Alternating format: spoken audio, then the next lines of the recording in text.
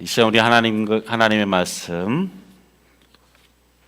제목 우리 함께 읽어볼까요? 시작. 세상에서 승리하기 위하여. 우리 다시 읽습니다. 시작. 세상에서 승리하기 위하여. 우리가 의미 있는 삶을 살기 위해서 꼭 필요한 것 한 가지가 있는데 그 중에 하나가 바로 내가 누구인가 하는 것을 아는 것입니다. 다른 말로 말하면 소위 정체성이지요. 자신의 정체성을 알아야 합니다. 그러면 우리 믿는 자들, 우리의 정체성은 무엇입니까? 그리스도인의 정체성, 우리는 과연 누구입니까? 먼저 성경이 말하는 우리의 정체성 가운데 하나는 우리가 바로 불러냄을 받은 자들이다라고 말씀합니다. 이 교회, 우리가 교회 아닙니까? 이 교회라는 단어 자체가 에클레시아라는 단어인데 불러냄을 받은 자라는 뜻이에요. 그래서 우리의 정체성은 무엇이냐? 하나님께로부터 불러냄을 받은 자, 세상에서 불러냄을 받은 자, 그것이 우리의 정체성입니다.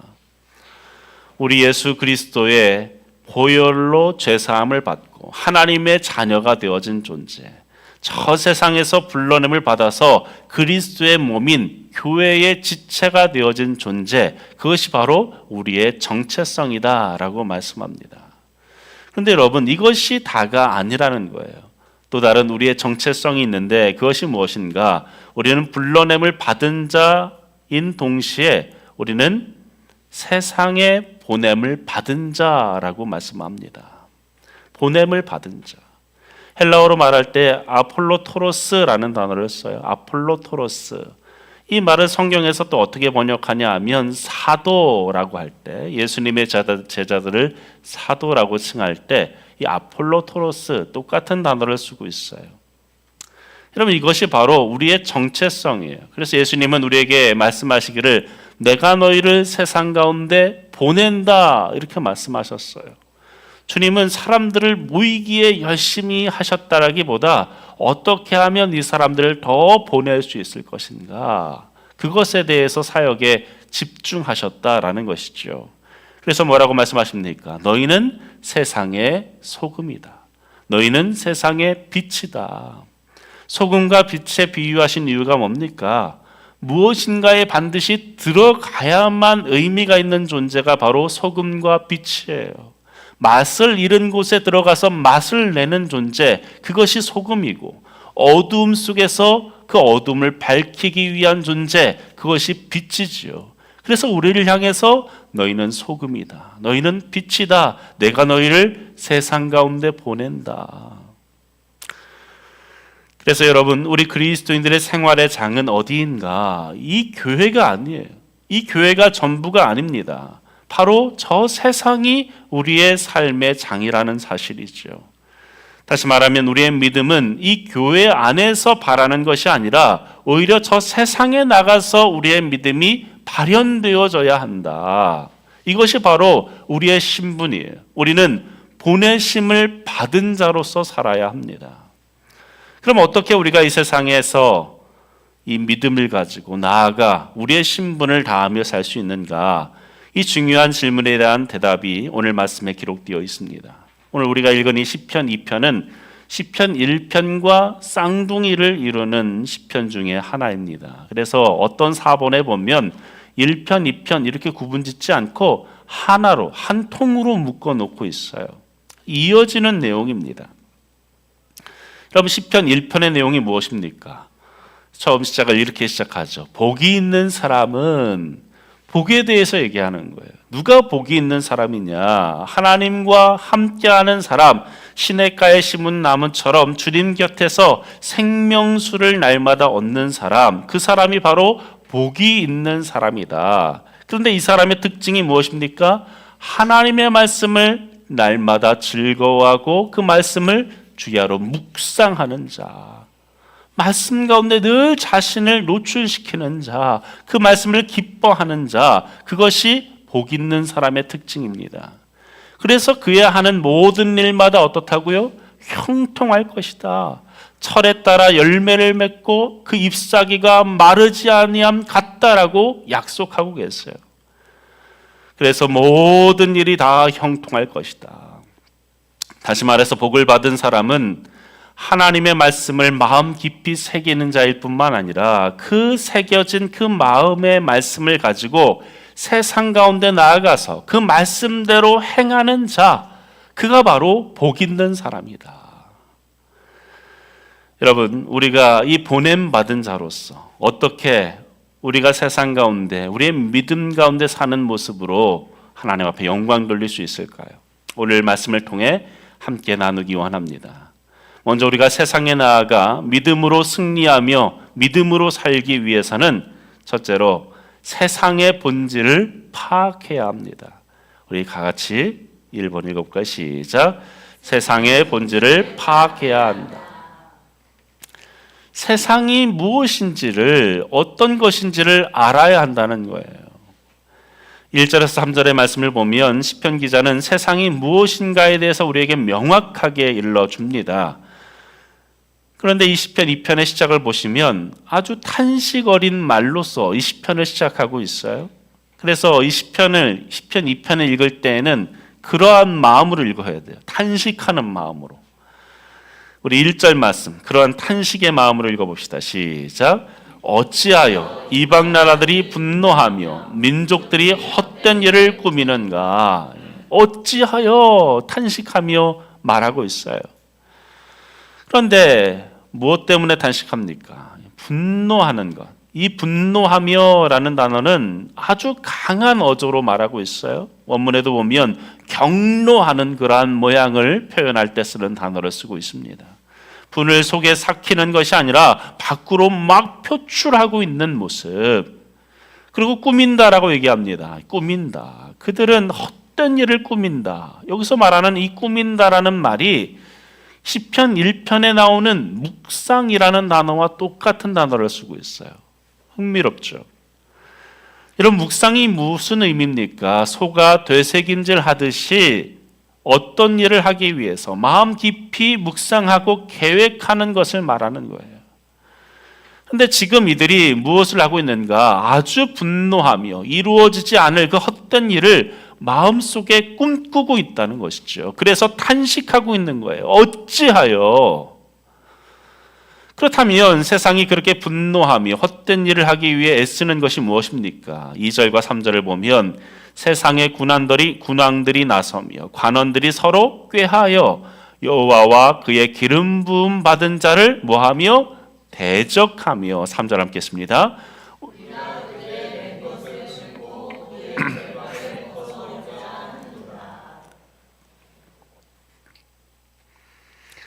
세상이 분노하고 헛된 일을 꾸미는 그 주제가 무엇인가? 한마디로 하나님을 대적하는 거예요. 하나님을 대적하는 것.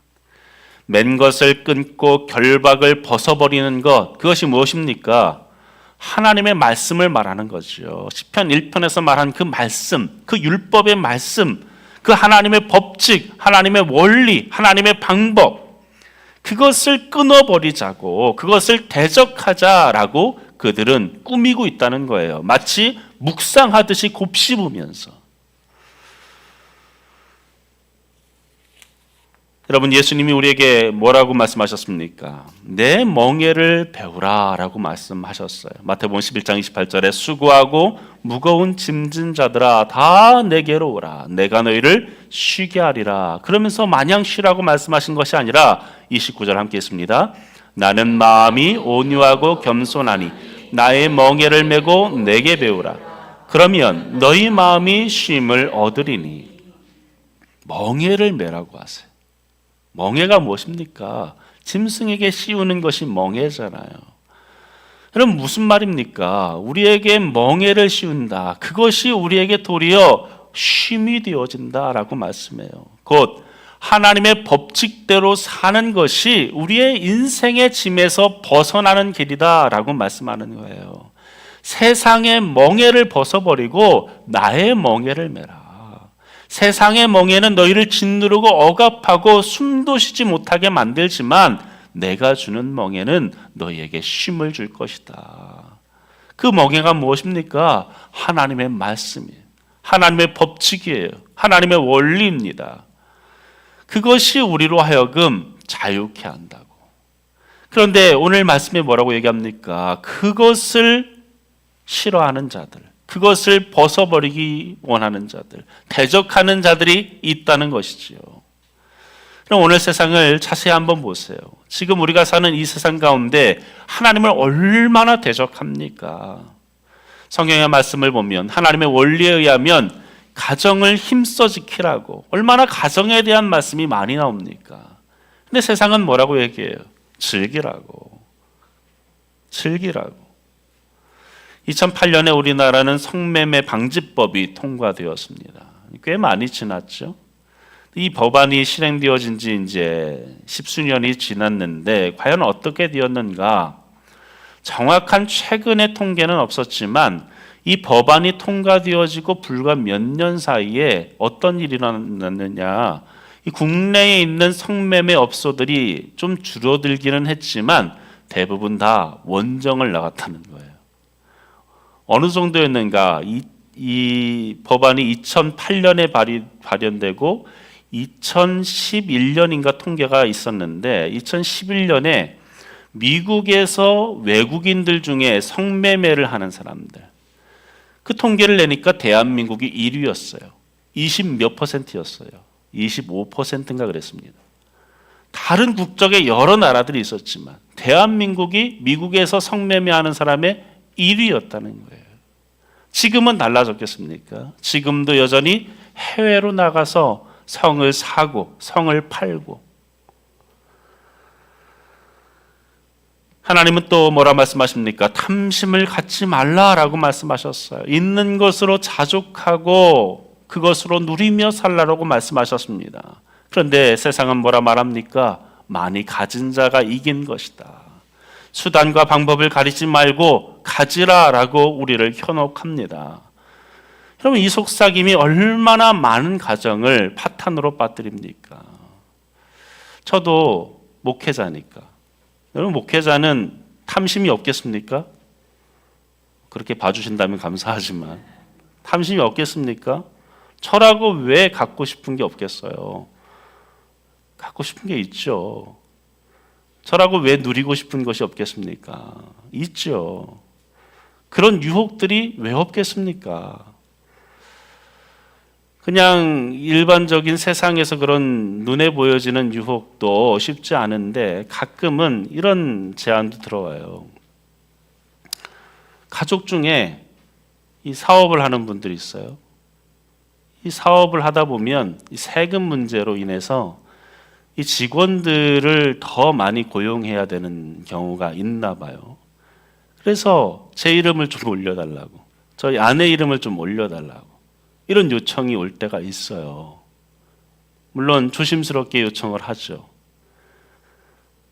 근데 그렇게 올리면 어떻습니까? 저 같은 경우에는 그렇게 올리면 이득이 되어지는 게 뭐냐 하면 그 세금이 오히려 잡히고, 제가 세금은 내지 않지만 나중에 제가 근로장려금이나 정부의 혜택들을 받을 수가 있어요. 제가 지금도 목회자 사례를 받는 것을 다 신고해서 올해도 근로장려금 이런 것들을 받았는데, 그렇게 신고되어지면 최고 구간으로 받을 수 있더라고요. 여러분, 왜 그렇게 이름 한번 등재하면 되는데 왜 안 합니까? 그런 유혹들이 있죠. 오히려 손해보면서 했어요. 지난 제가 토부 운영하면서는 하나도 못 받았습니다. 왜냐하면 이중으로 수익이 잡혔기 때문에. 토부 개인 사업을 하시는 분들은 알겠지만 개인 사업의 이 수익으로 이 잡는 것과 또 제가 신고하는 것이 합산되어지면 그게 애매하게 넘어버려요. 그래서 토부 운영할 동안에 못 받았습니다. 그런데도 그런 것들을 제가 굳이 욕심 부리지 않잖아요. 근데 가끔 욕심이 날 때가 있단 말이에요. 왜 없겠습니까? 그런데도 하지 않는 이유는 뭐예요? 하나님의 법칙이 그렇지 않으니까. 하나님의 원리가 그렇지 않으니까. 제 개인의 문제뿐만 아니라 우리 교회 가운데의 일들도 저는 모르겠어요.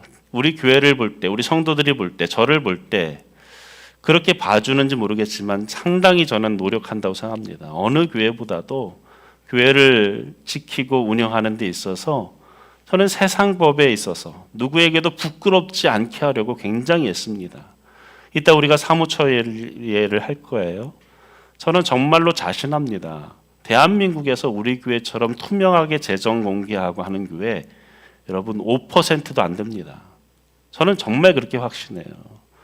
물론 이것을 가지고 다른 교회를 비난하고 우리 교회가 더 낫다라는 것을 주장하자는 것이 아니에요. 최소한 우리가 그러한 원리 속에서 우리 교회가 이루어지고 있다라는 그 마음을 여러분이 기억하고 또 여러분의 삶 속에서도 그러한 원리 속에서 살아가야 한다는 사실이에요. 여러분 이것이 그래서 우리 그리스도인들이 세상 속에서 살아가기 참 어려운 일이죠. 우리가 세상에 나가서 우리의 믿음을 지키고 믿음 가운데 살아가기 어려운 이유 그것이 무엇입니까? 이 세상의 본질이 하나님을 대적하고 있기 때문에 오늘 본문에서는 하나님을 대적하는 자들을 이렇게 표현합니다. 세상의 군왕, 관원으로 표현해요. 세상의 왕과 관원. 지금도 세상에 이 정치를 하는 사람들이 얼마나 막강한 힘을 가지고 있습니까?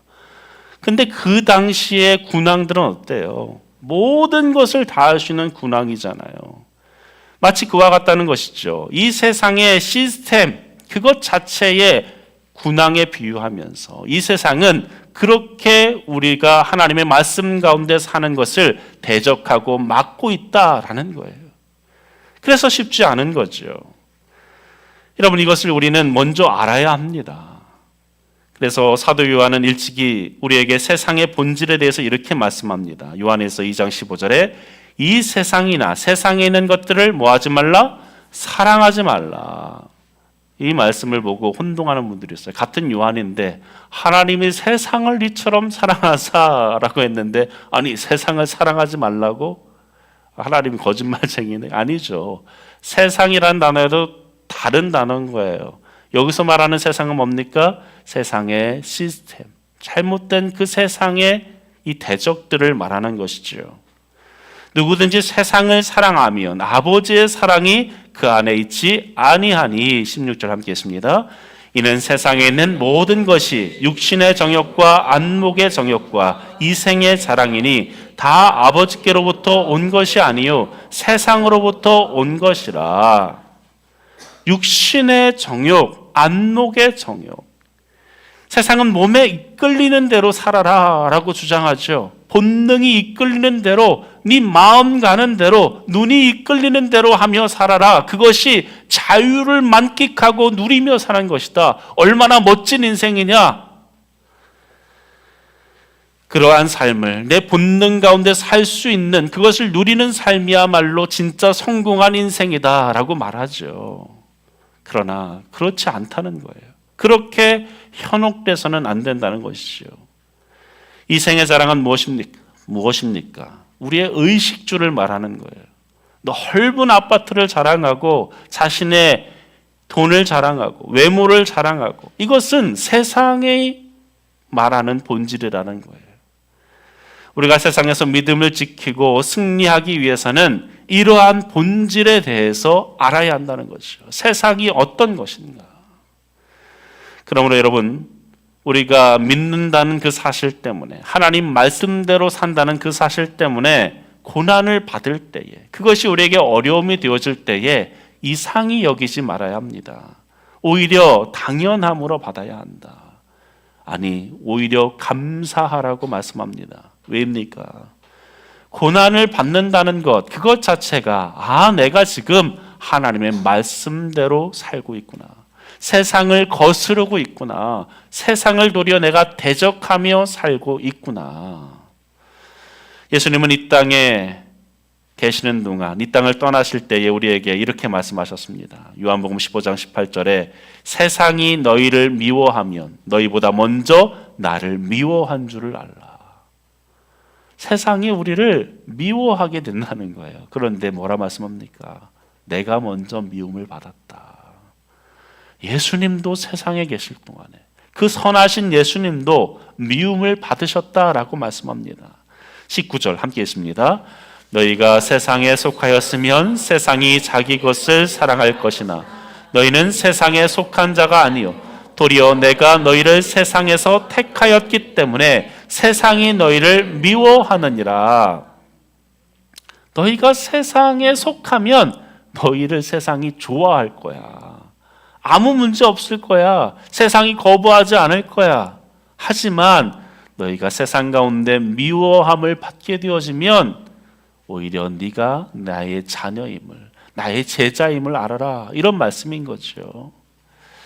여러분, 우리가 살아가는 이 세상, 그 세상의 뒤에는 교묘하게 사단이 심어놓은 흐름이 있어요. 세상에 그 시스템이 있습니다. 그것이 하나님을 대적합니다.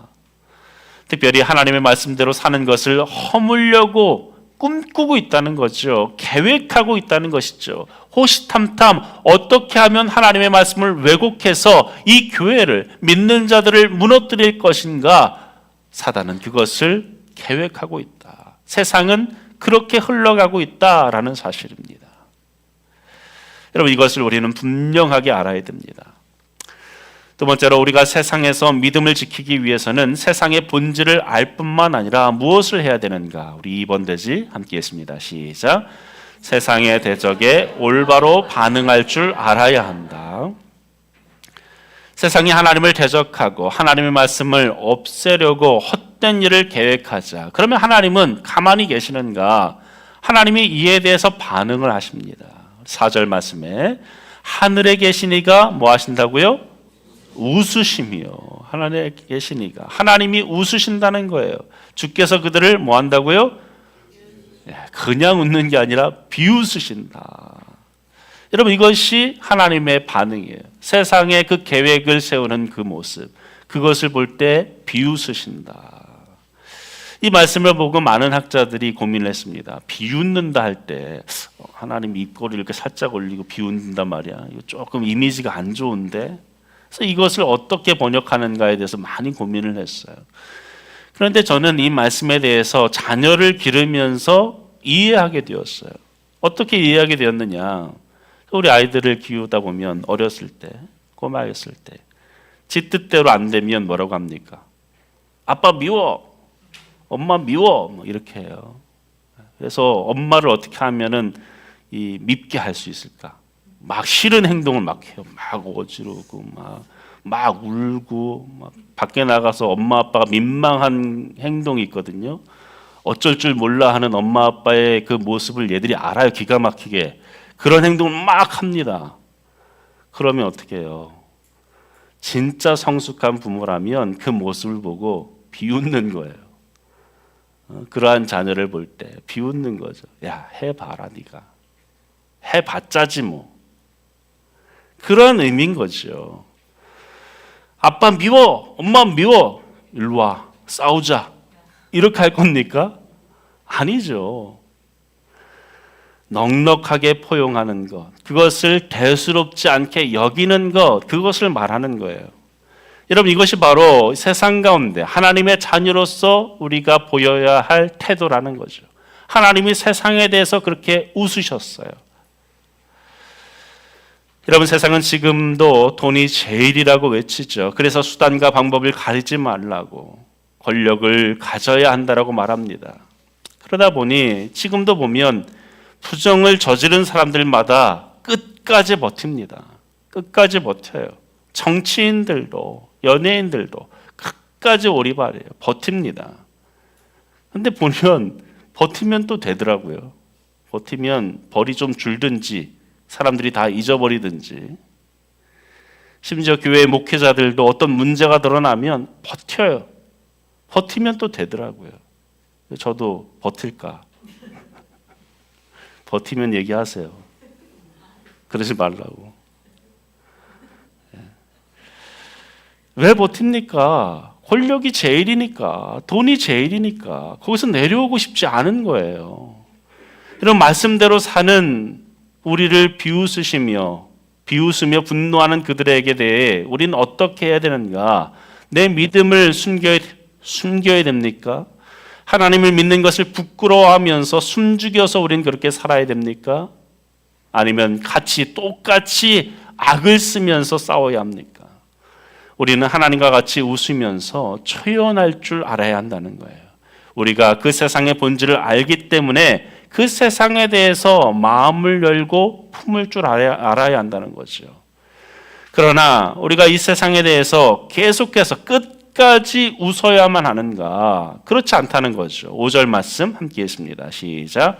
그때에 분을 바라사 바람에 진노하사 그들을 놀라게 하여 이르시기를. 여기까지요. 하나님은 그냥 웃기만 하지 않는다는 거예요. 그 잘못된 세상의 시스템에 대해서 진노하고 심판하실 때가 반드시 온다는 거죠. 그런데 하나님은 그 세상을 심판하기 전에 한 가지 먼저 하시는 일이 있는데 그 일이 6절 함께 했습니다. 내가 나의 왕을 내 거룩한 산 시온에 세웠다 하시리로다.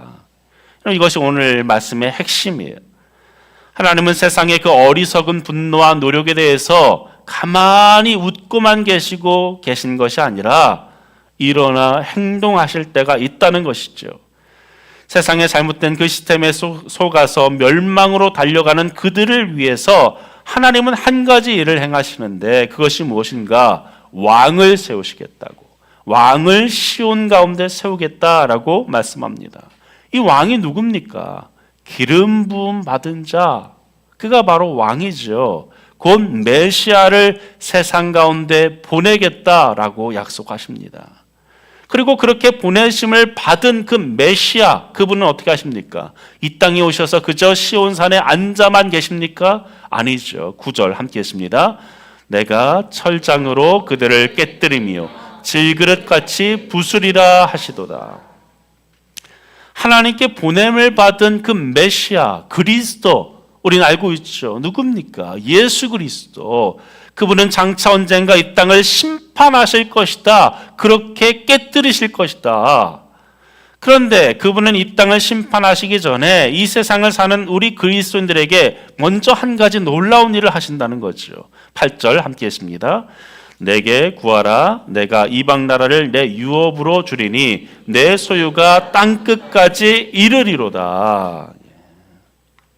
그분은 열방을 우리에게 유업으로 주시면서 대적을 깨뜨릴 수 있는 권세도 주시겠다라고 약속합니다. 여러분, 이것은 단순한 위로의 말이 아니에요. 실제적인 하나님의 말씀입니다. 이 말씀은 이미 사도들을 통해서 실제적으로 이루어졌습니다. 여러분, 사도들이 초대교회 가운데서 얼마나 하나님의 그 권능으로서 살아갔습니까? 그 수많은 능력 속에서도 얼마나 당당하게 살아갔습니까? 때로는 하나님의 이적을 바라면서 얼마나 하나님의 능력을 세상 가운데 드러냈습니까? 그렇게 우리로 사용하시겠다라고 말씀해요. 앞에서 얘기했죠. 사도행전, 아폴로토로스라는 단어, 이것 자체가 보내심을 받은 자라는 뜻이에요. 그래서 사도행전이라는 그 말 자체는 12사도의 행전이라기보다 보내심을 받은 자들의 이야기, 이것이 진짜 이름이에요. 저는 그래서 사도행전은 열린 결말이라고 생각합니다. 12사도가 어떻게 보내심을 받아서 일을 했는지, 그들의 행전의 기록을 우리에게 보여주면서 당신들은 어떻게 하겠느냐, 당신들도 똑같이 보내심을 받은 자들인데, 하나님께로부터 그와 같은 권능을 받을 자들인데 이제 어떻게 하겠느냐라는 열린 결말인 거죠. 우리와 다른 얘기를 하는 게 아니에요. 사도들이니까 그렇게 했지, 사도들이기 때문에 초대교회에 특별하게 그런 일이 일어난 거야 라는 것이 아니라 우리에게도 똑같은 하나님의 그 권능과 유업을 우리에게 주셨기 때문에 너희는 어떻게 살겠느냐, 그것이 사도행전의 열린 결말이에요. 바로 우리의 이야기인 거죠. 여러분, 그렇습니다. 겉으로 보면 세상이 이기는 것처럼 보이죠. 그러나 그렇지 않다는 거예요. 반드시 하나님은 우리로 이기게 하실 줄로 믿습니다. 그러므로 여러분, 우리가 세상에 나아가서 해야 될 일은 무엇입니까? 우리의 믿음으로 이 생명의 길을 저들에게 소개하고 그들을 구해내야 합니다. 세상의 잘못된 그 시스템 속에서 그들을 구출해내야 하는 거예요. 그들을 깨우쳐야 합니다. 하나님의 능력으로 세상을 이기며 사는 모습이 무엇인지를 그들에게 보여주어야 합니다. 이것이 바로 교회의 본질이고 우리의 정체성이고 우리의 사명이라는 것이죠. 우리가 어떻게 저 세상에 나아가 하나님이 우리를 파송하신 그 뜻을 이루며 어떻게 믿음 가운데 살 수 있는가? 먼저 세상의 본질을 정확하게 파악해야 합니다. 또한 하나님이 웃으시며 포용하듯이 그들을 포용하고 잘못된 길로 나아가는 그들을 그리스도의 복음으로써 그리스도의 권능으로써 그들을 인도해내야 합니다. 마지막으로 우리가 세상에서 믿음으로 살기 위해서 우리는 어떻게 해야 되는가? 우리 함께 했습니다. 시작. 오직 하나님만을 의지하며 살아야 한다. 오직 하나님만을 의지하며 살아야 한다. 여러분 왜 그렇습니까? 왜 하나님만을 의지해야 합니까? 이미 말씀드렸듯이 세상에 나아가 믿음 가운데 산다는 것이 결코 쉽지 않기 때문에 이 길은 어떤 길이라 말씀합니까? 좁은 길이요 협착한 길이라고 십자가의 길이라고 주님 말씀하셨어요. 너희의 십자가를 지라. 십자가를 지고 나를 따르라. 여러분 우리가 어떻게 세상에서 승리하며 우리의 믿음을 지킬 수 있습니까? 오늘 시편 기자는 12절에서 이렇게 대답합니다. 함께 했습니다. 그의 아들에게 입맞추라. 그렇지 아니하면 진노하심으로 너희가 길에서 망하리니 그의 진노가 급하심이라. 여호와께 피하는 모든 사람은 다 복이 있도다. 우리에게 그의 아들에게 입맞추래요. 입맞추라. 무슨 말입니까? 입맞춘다는 것. 그의 아들에게, 그 왕에게 입맞춘다는 것은 경배를 의미하는 거예요. 복종을 의미하는 거죠. 여러분 왜 우리가 그분께 복종하고 경배해야 합니까? 이유는 하나죠. 오직 하나님이 이 세상을 통치하기 때문에 언젠가 그 예수님께서 그 왕 되신 예수님께서 이 땅을 심판하실 것이기 때문에 또한 우리가 세상을 따라 살아가면 우리는 언젠가 멸망을 피할 수 없기 때문에 우리는 그분께 입맞추며 경배하며 그분을 의지해야 한다라는 것이죠.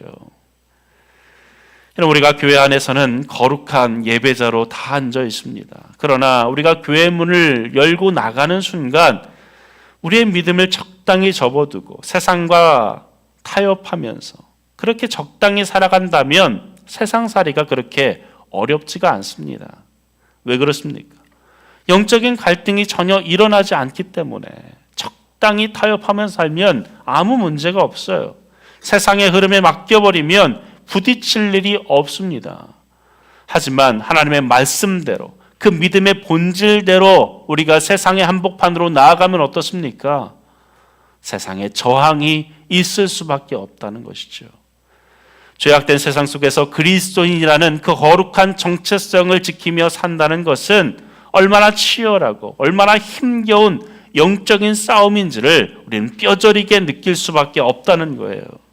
그래서 난 별로 문제가 없는데, 세상 사는 동안에 별 갈등이 없는데, 아무 고민이 없는데 한번 생각해 봐야 돼요.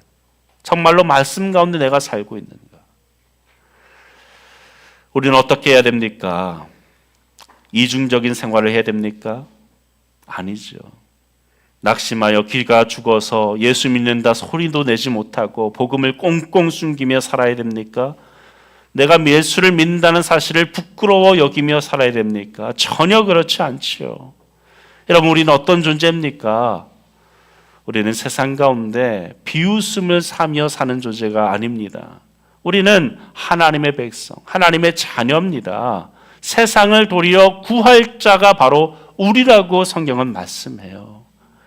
세상에 지는 자가 아니라 세상을 이기었노라. 내가 너희를 세상 가운데 보내노라. 내가 이미 이겼으니 너희도 이길 수밖에 없다라고 말씀하시며 우리를 세상 가운데 보내셨어요. 그러므로 우리는 이제 당당하게 세상에 나아가야 합니다. 왜요? 나의 능력 때문이 아니라 나와 함께 하시는 그 왕 되신 주님 때문에. 그 길에 물론 어려움이 있을 거예요. 때로는 핍박이 있고 조롱이 있습니다. 그래서 때로는 너무나 힘들어서 주저앉고 싶을 때가 있지요. 그럴 때 어떻게 됩니까? 여호와 하나님께 피하라고 말씀합니다. 하나님은 지금도 살아 계십니다. 지금도 이 땅 가운데 살아 역사하십니다. 오늘 시편은 우리에게 이렇게 마치며 우리에게 말하고 있지 않습니까? 여호와께 피하는 모든 사람은 다 뭐가 있도다? 복이 있도다. 여러분, 주님이 우리의 산성이시고 우리의 성로 되십니다. 하나님은 오늘 우리에게 이토록 놀라운 말씀을 주셨어요. 이 세상에서 어떻게 우리의 사명을 감당하면서 보냄을 받은 자로서 진정 세상을 구하는 자로서 살 수 있는가? 어떻게 세상에서 우리의 믿음을 지키며 살 수 있는가? 세상의 본질을 파악하고 올바로 반응할 수 있어야 됩니다. 또한 여유를 가지고 도리어 그것을 포용하면서 주님과 함께 그들을 복음으로 인도할 수 있어야 됩니다. 그래도 우리가 때로는 좁은 길에서 낙심하며 어려울 때가 오겠지만 그때에 하나님께로 우리의 발걸음을 옮겨야 할 줄로 믿습니다. 진정 이 말씀 우리 마음 깊이 새겨서 우리 남은 생애 동안에 진정 참된 승리를 맛보며 살아가는 여러분의 모든 삶 되기를 주의 이름으로 간절히 축원합니다. 오늘 말씀 기억하며 우리 함께 이 찬양 고백합시다.